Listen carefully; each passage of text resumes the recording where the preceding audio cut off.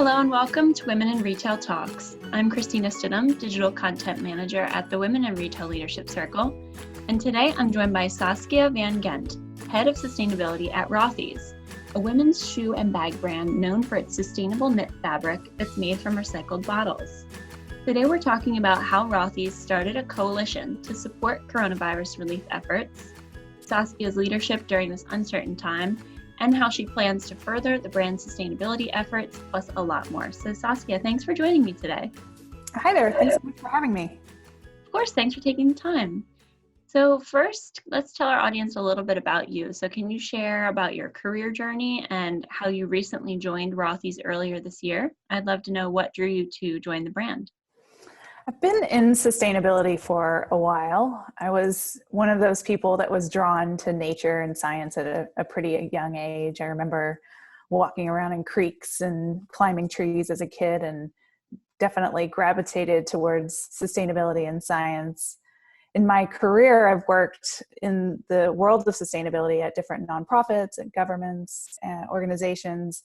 And most recently, I spent almost 7 years doing sustainability at Method, which is a plant-based and biodegradable cleaning products company, and really learned there a lot about how to apply sustainability from a full company standpoint, both the people and planet side of sustainability to product development and manufacturing.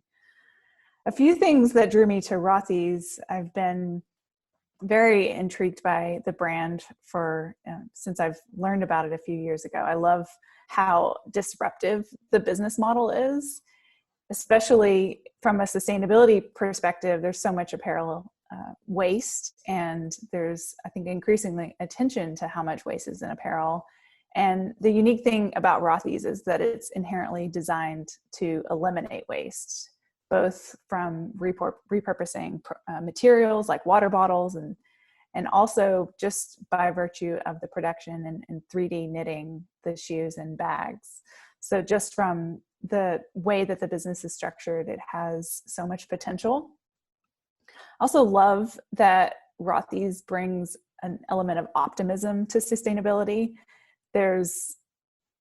We're primarily making incredible products that happen to be made in a very sustainable way. And that really means that we can bring new people into the environmental movement and have access to bringing more people into the world of sustainability. So this kind of inclusiveness of the brand as well as something that drew me to it. Yeah, it's definitely a really interesting, the way that you guys have your fabric knit out of recycled bottles. It's really cool. Plus, your shoes are super cute, so it all works together. So I know that Rothy's recently launched the Open Innovation Coalition in March to bring together brands to share resources and collectively support COVID-19 relief efforts. So can you share how that idea for the coalition came about, what the goal is, and a little bit about how it works? Yeah, the Open Innovation Coalition is a collection of brands and manufacturers, and our aspiration is to use the power of innovation to help people on the ground fighting COVID-19. The ambition is that we can combine forces across multiple different industries, so not just footwear and apparel, but also retail and beauty. And we know that we can be stronger by working together and can do so much more through the collective efforts of the coalition. Just a quick snapshot of how the coalition started.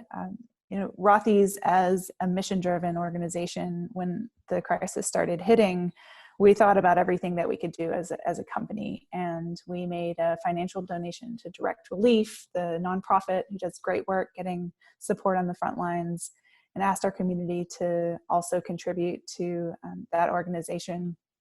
And we put a call to action for ideas from our community on social media, I think, towards the end of March. And from that crowdsourcing, we were flooded with responses. And that, I think, in the first couple of hours, we had 500 responses, and now we've gotten almost 2,000 responses to date.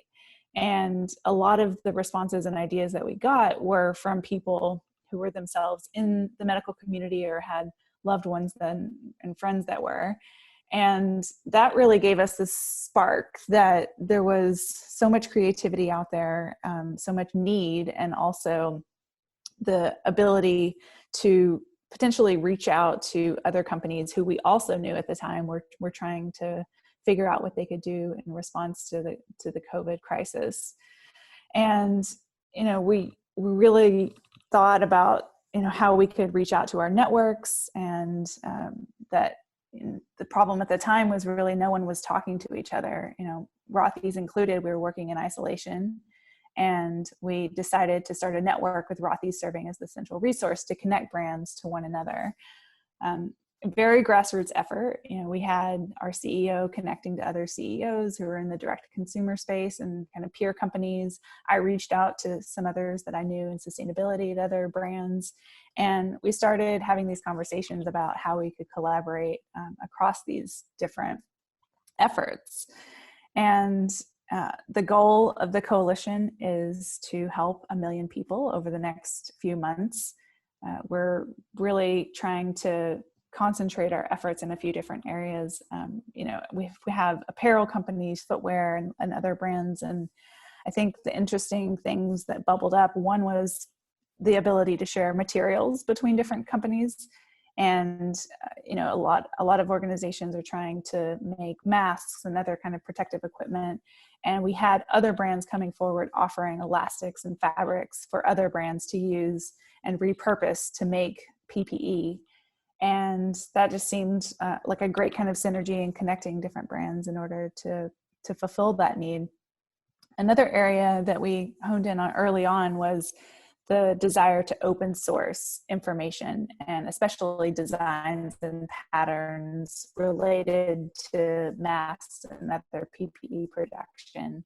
So Rothy's has also been working on making a mask. We've open sourced our mask pattern, so anyone who's also using a 3D knit machine can adopt and use that mask.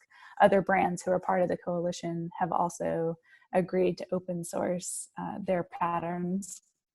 Something that was quite unusual to supply chain and figuring out the supply and demand. We're all companies that are experts in producing our products and getting them to our customers, but what we're realizing is we're producing completely different products, and the end need is a completely different audience. And we're collaborating and sharing information so that all of the kinds of equipment that are being produced are ending up on the front lines as effectively as possible. So lots of great examples for how we're sharing across this network of brands, ultimately, aspiring to help 1 million people PE and continue to evolve, what the focus of the coalition itself will be as well.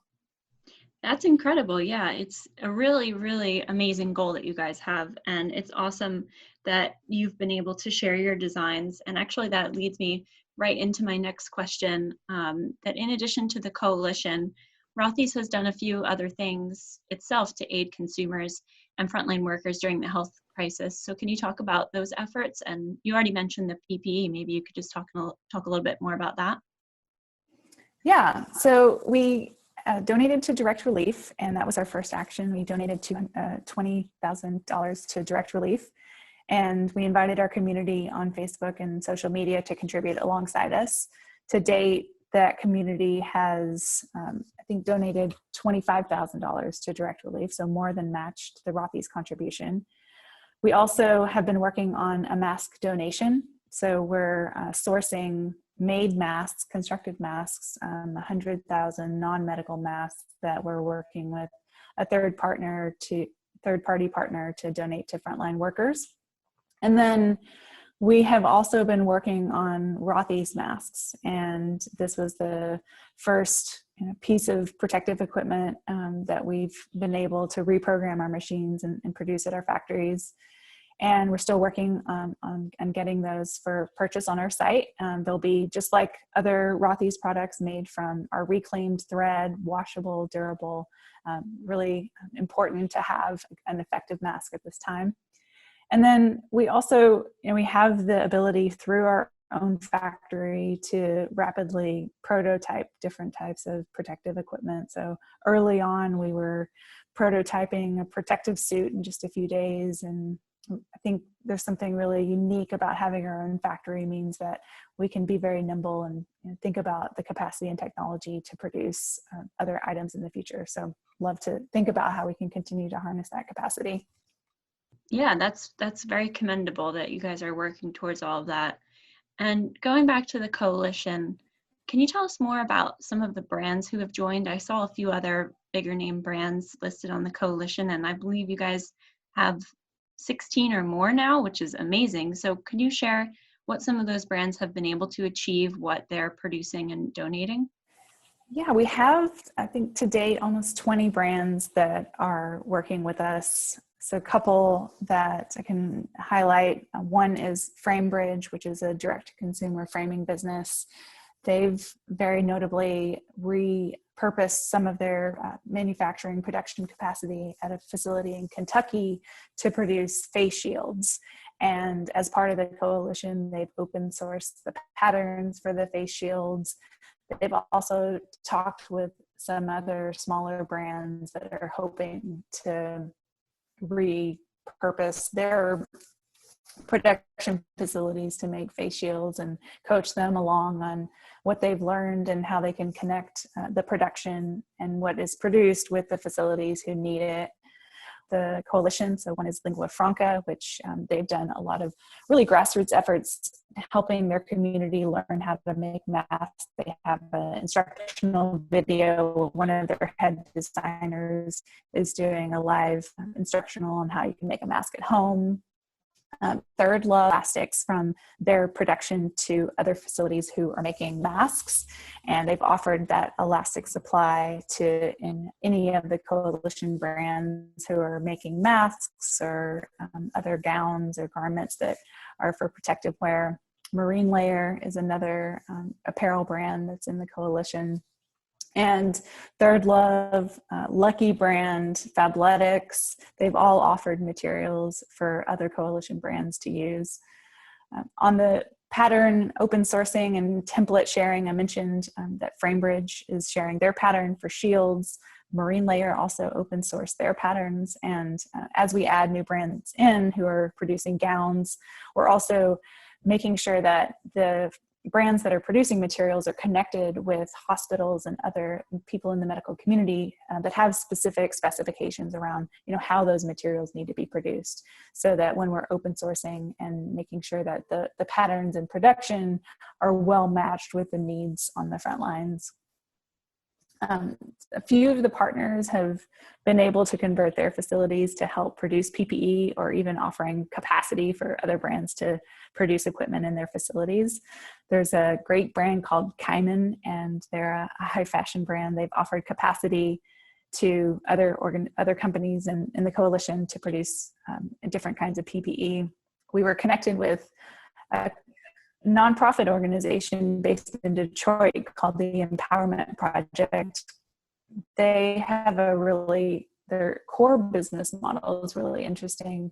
They help women, especially who are at risk of homelessness or underemployment, with job creation, and their normal production is producing coats for distribution in the Detroit area, where they've pivoted their facility to make hospital gowns and isolation gowns. So they're still able to hire workers and provide jobs, but I think now they're able to produce isolation gowns for 15% of Michigan hospitals, which is really commendable. I mentioned the last area that the coalition is looking at on distribution was a whole new learning for the partners, especially the brands that are involved in producing PPE and masks. And we've worked with a great organization called the COVID Help Network, and they're much more connected with what's needed in all 50 states, connected with the governors in all 50 states, as well as the hospital networks in different cities and states throughout the US. So they've been a key partner in helping us connect the materials to where it's really needed on the front lines. And then independently of the coalition efforts, they themselves have distributed over 2 million masks. So really great partner that we've been able to plug in with so far. Yeah, that's all amazing. And you have some really big name brands doing really incredible things. So that's really commendable that you guys started this Open Innovation Coalition.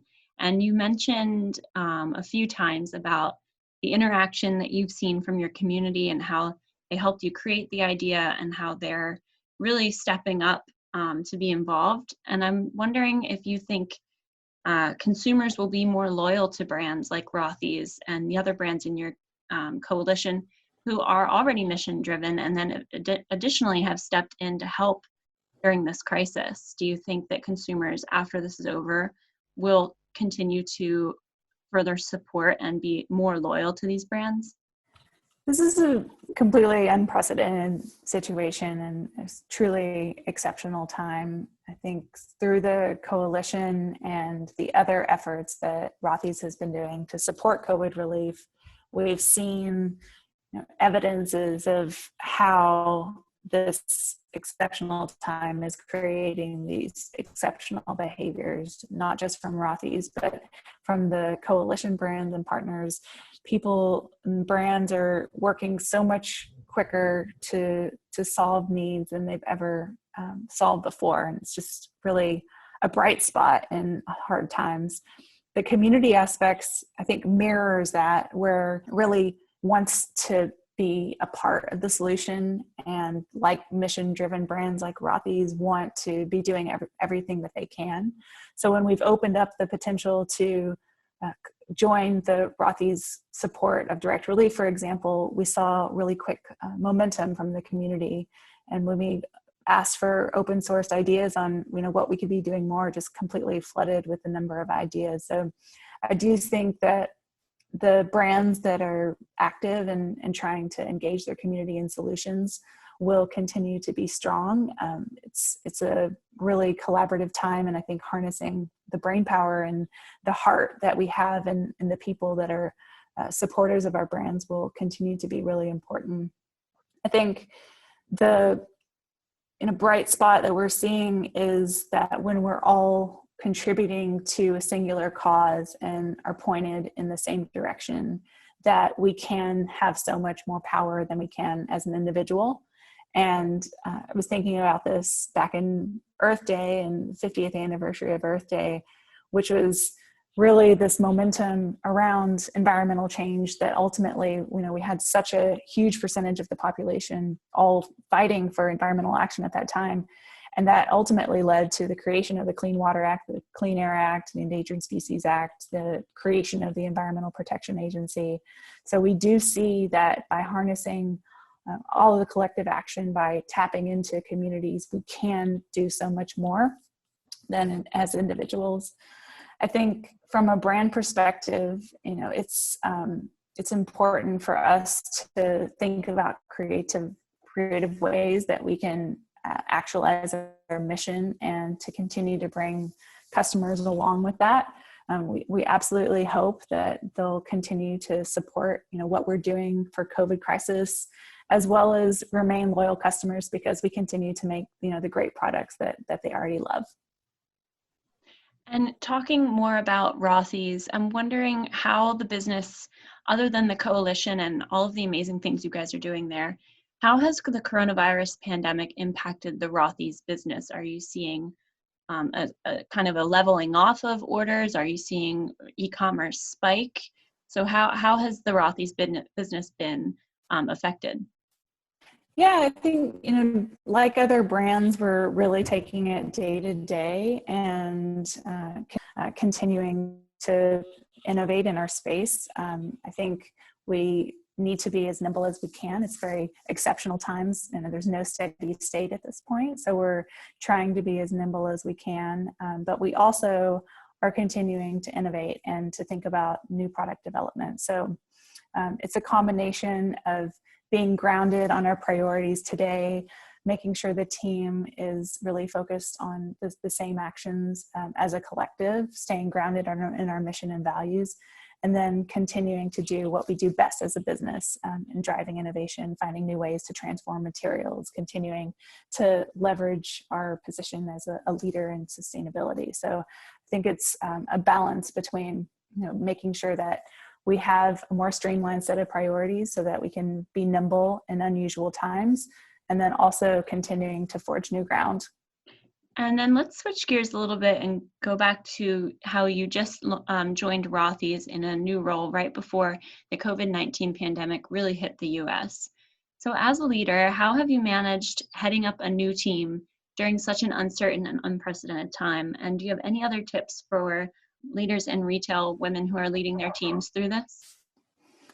It definitely is an unusual time to start in a new business. And I think I'm reflecting on just how important it is to have relationships throughout your organization, and how you can be, just as an example, how you can create those relationships when you don't have a normal day-to-day business around you to start to build that.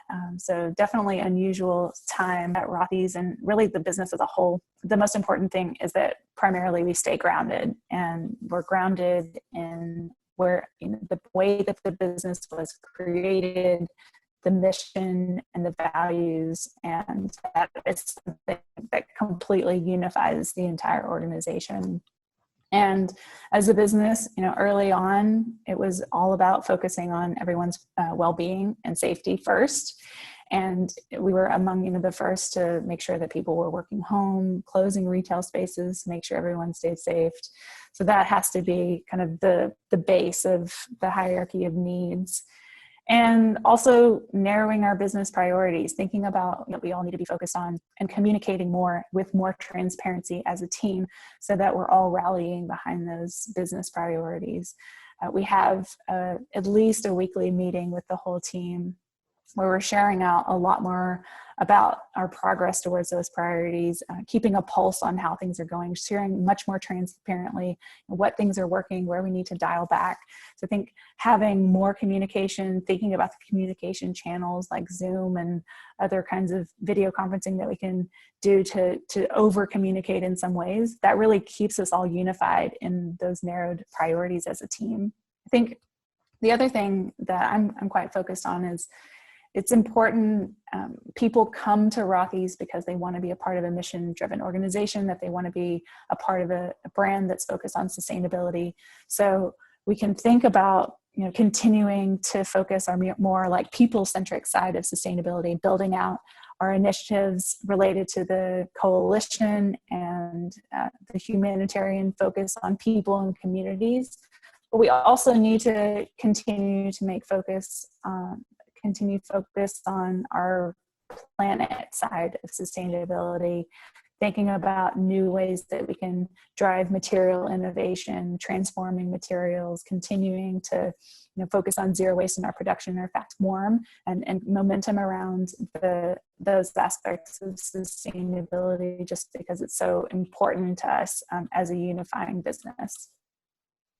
Yeah, that's definitely a theme that we've been hearing a lot, is the collaboration and extensive communication within your team internally that's come out of this, is probably actually making really positive changes for a lot of people in their organization. So it's definitely something that we've heard has been really important. So my next question, and actually my last question, is, for you on a large scale, how are you hoping to further Rothy's sustainability efforts as head of sustainability? And in addition to that, can you share anything that Rothy is working on now, or maybe coming up this summer or fall? Maybe you guys are starting a new product line, brand expansion, or something else in response to the COVID crisis? Yeah, I think when I think about the future and the ways that we'll continue to work on sustainability, think about it in two different areas. So the first is continuing to expand on a very strong foundation of sustainability. Speaking back to what drew me to Rothy's, the business model, how products are produced, the fundamentals of our production are very much rooted in sustainability, how we can expand upon those as we think about new innovation. So just as an example, transforming materials. We have historically used repurposed water bottles, plastic water bottles, to make our signature thread. And we continue to look at new types of materials that we can transform, recover, and recycle. We've recently launched the bags that are using ocean-bound plastic as an example of a second transformation of materials. We continue to look at what other materials could be transformed in the future. The second foundation that and all of our products are made using 3D knitting technology, and that's an amazingly flexible platform that could be expanded into a number of different product types. We already saw that Rothy's was able to transform, using that 3D knitting from making just shoes to now making bags. And I think the potential of that platform is not even close to being tapped. So I'd love to think about how we can continue to iterate on that. And then the second area that I'm really looking at is to continue to ask this question of why. Rothy's was very much started with questioning and asking why about how we can make a better shoe, how we that as a core driver for looking to the future. One area that I'm really interested in is improving the circularity of our categories. So we are starting with a reclaimed material. We make a product that is really durable, designed to last, and really for longevity. But can we think about that end of wear option and making sure that we're really closing the loop by providing options for the customer to truly recycle and reclaim those materials? So that's one area that I'll definitely be continued to focus on. And as a sustainability professional, we're all looking at climate change and our actions as companies to play a role in mitigating climate change. That'll be comprehensive from our material sourcing strategy, how we produce, transport products, how we're manufacturing, using renewable energy. So we'll continue to be driving climate reduction, climate neutrality, and across the business. Yeah, those are amazing goals. And I think that, as you continue with your time at Rothy's, you're going to find a lot of really awesome ways to further the sustainability efforts, and it's really commendable, everything that Rothy's has been doing during this health crisis so far. That's all the questions that I have for you today, Saskia, so thank you so much for joining me on this episode of Women in Retail Talks. Thanks so much for having me. It's been a pleasure talking with you. Thanks for listening. For more information on this podcast, please check out our podcast channel page at womeninretail.com/podcast for show notes. Women in Retail Talks is available on Apple Podcasts, Google Play, Stitcher, and Spotify. Please make sure to subscribe on our podcast channel page as well. If you've enjoyed this episode, please take a few moments to rate and review. Thanks, and until next time, this has been Women in Retail Talks.